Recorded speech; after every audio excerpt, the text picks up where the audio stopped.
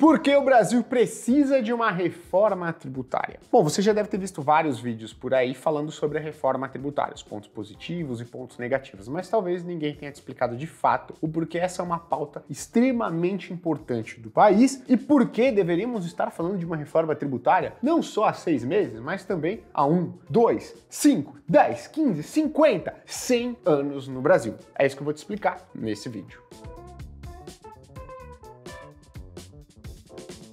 Antes de começar, preciso te dizer algo importante, tá? Se você quer ter acesso a conteúdos sobre investimentos, educação financeira e economia todos os dias, me siga no Instagram, gui.cadonhoto. E, obviamente, pedir que você se inscreva no canal para estar sempre antenado com os conteúdos que a gente vem trazendo aqui, super importantes e um pouquinho mais densos ao longo da semana. Muito tem se falado que a reforma tributária tem um poder extremamente benéfico para a economia brasileira. O ministro da Economia, Fernando Haddad, inclusive colocou que a reforma tributária pode transformar o Brasil assim como o Plano Real transformou, e trouxe um impacto positivo para o país ao longo da década de 90 e, obviamente, pelos próximos anos. Só que antes de mais nada, antes da gente falar especificamente sobre o que a reforma tributária tem de bom, o que ela tem de ruim, vamos falar o seguinte: por que o Brasil precisa tanto de uma reforma tributária? Bom, olha lá, se você não sabe, o Brasil é conhecido por ser um país do manicômio tributário. O que é o manicômio tributário? É um país em que é uma doideira você pagar impostos. E quando eu falo doideira em pagar impostos, eu não estou falando de uma alíquota de imposto muito alta. Você já deve ter ouvido um pouco falar sobre a burocracia tributária do Brasil, certo?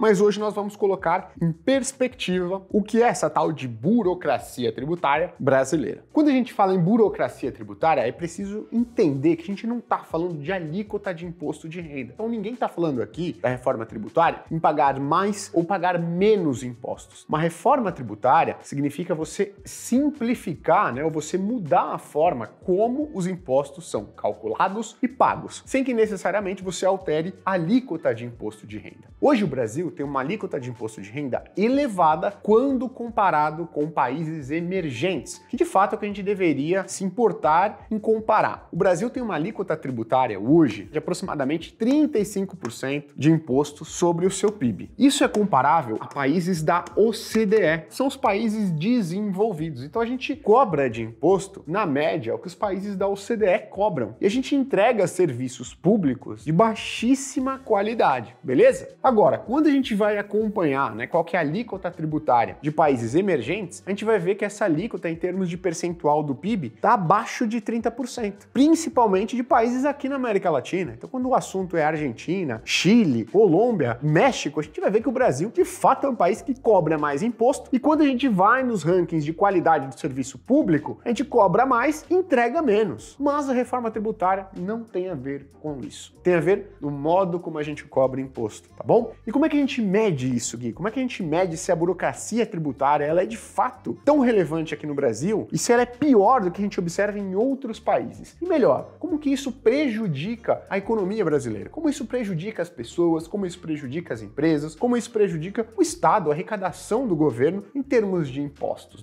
Como que essa burocracia afeta o Brasil? Primeiro vamos falar da burocracia. Existe um índice que chama Doing Business. Fazer negócios. Ele é calculado pelo Banco Mundial ou World Bank. Seguinte, esse Doing Business, ele tem basicamente 10 pilares. E a ideia é medir qual que é a facilidade de se fazer negócios em determinados países do mundo. Existe uma correlação muito boa entre desenvolvimento econômico e uma melhor colocação nesse índice do Banco Mundial, o Doing Business, que a gente vai chamar aqui de DB. Então, toda vez que eu falar DB ou Doing Business, eu estou falando desse índice. Isso aqui vai desde acesso à energia elétrica, ou uma fonte de energia, o tempo necessário para você abrir um negócio, o tempo necessário para você fechar um negócio. Vários pilares estão aqui medidos pelo Doing Business. O importante é o quê? Que dentre esses 10 pilares tem um muito forte aqui e muito representativo, que é o tributário, beleza? Bom, e o que esse pilar tributário ele nos mostra? Ele nos mostra a complexidade de se calcular, de pagar e de comprovar que você pagou impostos no Brasil. Então aqui entra muito menos a parte da alíquota de imposto de renda e muito mais o quão simples é você calcular e pagar impostos. E tem um índice dentro desse Doing Business que se chama Pagar impostos,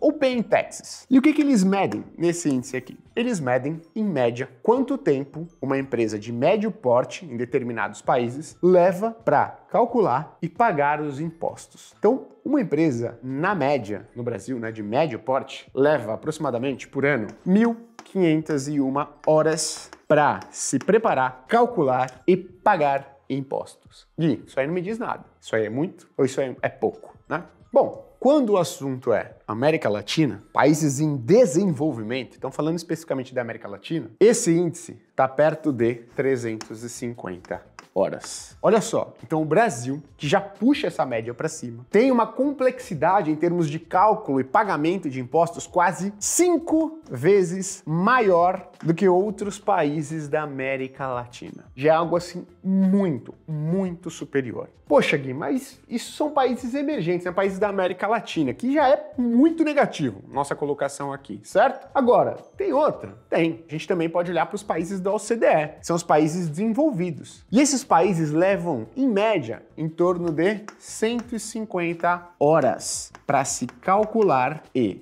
pagar impostos. A gente está falando aqui de quase 10 vezes mais tempo que as empresas de médio porte no Brasil levam para se calcular e pagar os impostos. Detalhe, aqui eu não estou falando de alíquota de imposto não, eu estou falando só o tempo que a empresa precisa olhar ali para os seus balanços, registros, demonstração de resultado, né? Gerar o boleto, colocar se é para o estado, se é para o município, se é para o país, se é federal, se é municipal, né? Se é estadual esse imposto, se é daqui, se é dali, qual que é a carga tributária. As empresas brasileiras levam, na média, 10 vezes mais tempo para fazer esse processo do que nos países desenvolvidos. Essa é a chamada burocracia brasileira. Você vai falar, pô, Gui, não, pera lá, não é possível. Você não tem um anedótico? Você não tem uma história que nos mostre quão difícil é esse processo? Quão burocrático é esse negócio? Eu tenho dois. Para você ter ideia, uma historinha, tá? Recentemente, alguns anos atrás, o CARF, que é o Conselho Administrativo de Recursos Fiscais e que fica embaixo do Ministério da Economia, ele precisou ir lá no tribunal e decidir o seguinte: qual que seria a alíquota de imposto de renda sobre o famoso leite de rosas? Poxa, você já deve ter visto isso daí há muito tempo. Você conhece o leite de rosas aí? A discussão que chegou até o CARF era a seguinte: o que a gente precisa definir? A gente precisa definir se o leite de rosas ele é um desodorante ou se ele é um produto de beleza. Por que a gente precisa decidir se ele é um desodorante ou se ele é um produto de beleza? Se ele for desodorante, a alíquota de imposto que ele tem que pagar é uma. Se ele for um produto de beleza, a alíquota que ele tem que pagar de imposto é outra. E o que isso significa? Uma complexidade tributária que chegou até nas mãos do CARF para decidir. De onde veio o orçamento do CARF? Poxa, do governo federal. Então todos nós estamos pagando para um órgão definir se o leite de rosas ele é um desodorante ou se ele é um produto de beleza. Então uma decisão extremamente importante, estratégica para o país. Mas não fica só por aí. O CARF já precisou tomar outra decisão. Que decisão era essa? Sobre a famosa barra de cereal. Poxa, e aqui, né, você já deve ter ouvido alguém falar aí, o Marcos Lisboa falar, que é um dos economistas mais respeitados do Brasil, falar, poxa, no Brasil é tão complexo, né, que chocolate tem uma carga tributária, barrinha de cereal tem outra carga tributária. E uma barrinha de cereal que é coberta de chocolate? Não sei, tem que levar para o judiciário decidir, né, qual que é a alíquota de imposto de renda. Mas isso daí não é só um exemplo, isso daí aconteceu na prática. Existiu uma discussão no CARF para definir onde a barra de cereal seria colocada. Se seria um produto derivado de castanhas ou se seria um produto identificado como confeitaria. Por que isso importaria? Porque se ele fosse definido como um produto derivado à base de cereais e castanhas, ele estaria isento da cobrança de IPI na época. E se ele fosse definido como um produto de confeitaria, ele iria pagar uma alíquota de 5% de imposto. De novo, recurso meu, seu, de todo mundo que está assistindo aqui, para decidir se a barra de cereal ela é um produto que vem da castanha, né, derivado da castanha, ou se é um produto que vai precisar entrar na alíquota de imposto de confeitaria. Então é esse o tipo de manicômio tributário que estamos falando no Brasil. Você vai falar o seguinte, poxa Gui, mas discussões sobre em qual classe de produtos cada produto e serviço se encontram existem em outros países, e de fato existem, mas não na mesma intensidade e tão comum quanto é no Brasil. Ponto final. Por isso que é importante a gente olhar os dados. E o Banco Mundial não nos deixa mentir. O Brasil Brasil é um dos piores países para se calcular e pagar impostos. Isso tirando o fato da alíquota tributária ser relativamente alta quando comparada com outros países emergentes. Por que eu sempre friso isso? Porque vai ter gente que fala, o Brasil não paga uma alíquota tributária muito alta. Olha só, a Suíça, a Áustria, a Suécia, a Noruega. Pô, vamos lá, né? Você quer comparar de fato a carga tributária do Brasil com a Suécia, com a Suíça, com a Áustria, com a Alemanha, com a França? Pera lá, né, meu amigo? Compara com outros países emergentes que prestam um serviço público semelhante ao do Brasil. Então cuidado com essas comparações aí que eu vejo muito pela internet. E legal, então a gente gasta 5 vezes mais tempo do que os países da América Latina e 10 vezes mais do que os países desenvolvidos, né? Se fosse um ranking dos países mais fáceis, né, que levam menos tempo para se pagar impostos, os países que mais pagam, que lugar que nós estaríamos? Vai lá desde o número 1, que é o que se menos paga imposto, até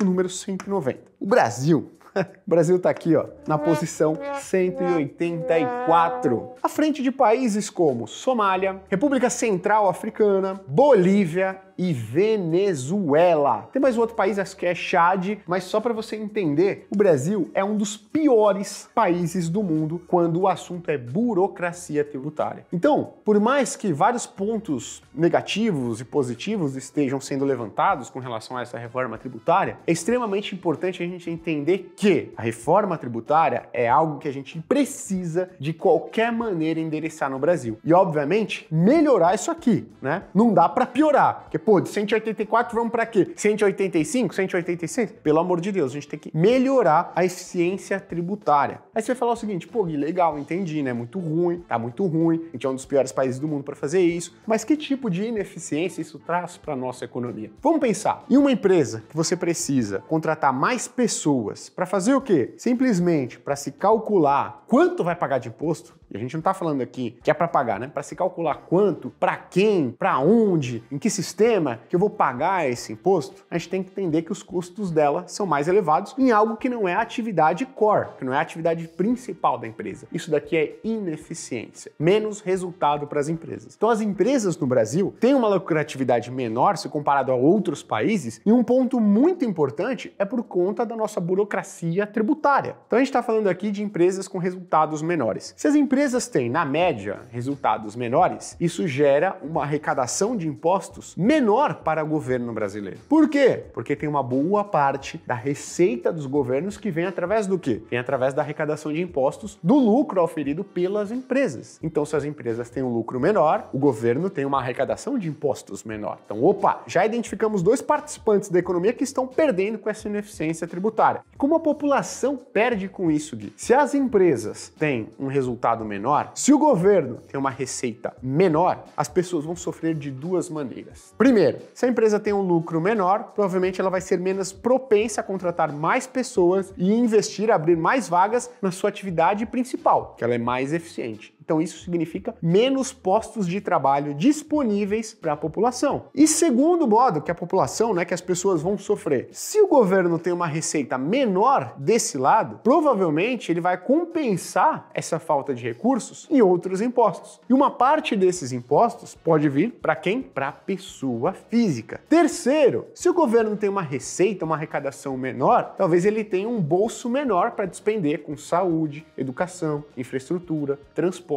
e por aí vai. Pronto. Uma ineficiência tributária não é boa para ninguém, exceto para as pessoas que trabalham exclusivamente para decifrar a ineficiência tributária do Brasil. Mas isso representa uma ínfima parte da população e das empresas no Brasil. Com certeza, melhorar a eficiência tributária traria benefícios não só para um determinado grupo de pessoas, mas para todas as pessoas, para todas as empresas, exceto algumas poucas, todos os estados e municípios brasileiros. Está aumentando a eficiência da economia brasileira como um todo. Nos próximos episódios disso, que vai ser uma novela extensa, vai ter vários capítulos, nós vamos trazer os pontos positivos e negativos dessa reforma tributária. Mas o que eu queria ressaltar aqui para você é extremamente importante a gente olhar com atenção e dar a devida atenção para esse tema, que vai ser muito importante para o desenvolvimento econômico no Brasil, não só nos próximos anos, como também nas próximas décadas. E agora, para fechar, deixa eu te dar um recado. Não é em um vídeo de 15 minutos, em uma sequência do Twitter ou em um Reels do Instagram de 1 minuto e meio que você vai entender toda a reforma tributária. Ela é extremamente complexa. E se você quer entender de fato o que ela é, os pontos positivos e negativos, você precisa acompanhar com mais detalhe. Então não vai tirar conclusão precipitada, se é bom ou se é ruim, simplesmente porque você assistiu 1, 2 vídeos falando é bom, não é ruim. Não, espera, toma cuidado para não sair aí, proferindo opiniões precipitadas sobre o assunto, tá bom? Muito obrigado pela sua audiência. Nos próximos vídeos a gente vai trazendo mais aspectos da reforma tributária. Um abraço